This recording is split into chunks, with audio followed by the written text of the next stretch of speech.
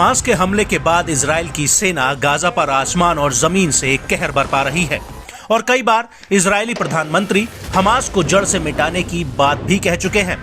लेकिन इस युद्ध को 3 महीने से ऊपर हो चुके हैं, मगर हमास के अल कुद्स और अल कासिम ब्रिगेड के लड़ाके इजराइल को जमकर टक्कर दे रहे हैं। शुरू में इजराइल की ताकत और अमेरिका की मदद देखकर ये लगता था कि ये युद्ध ज्यादा लंबा नहीं खिंचेगा, लेकिन हमास से मिल रही तगड़ी टक्कर को देखकर कहीं ना कहीं बेंजामिन नेतन्याहू भी ये मानने लगे हैं कि ये युद्ध अभी और लंबा खिंचेगा। עכשיו אני אומר בפשטות, ביושר, הניצחון ייקח עוד חודשים ארוכים, אבל אנחנו נחושים להשיגו.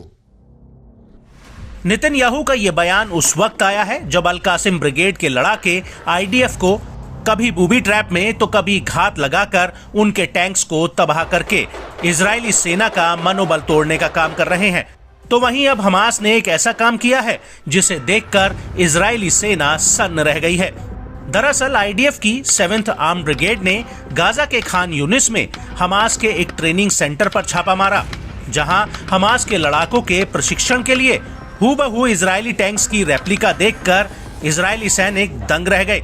हालांकि वहां मिले गोला बारूद और टैंक्स को इजरायली सैनिकों ने ब्लास्ट करके उड़ा दिया है। हमास ने अपनी सैन्य क्षमता से न सिर्फ इजराइल बल्कि उसके साथ ही अमेरिका को अचंभित करने का काम किया है। वो हमास की सैन्य क्षमता ही है जिसकी वजह से वो युद्ध में 105 दिन बीत जाने के बाद भी टिका हुआ है।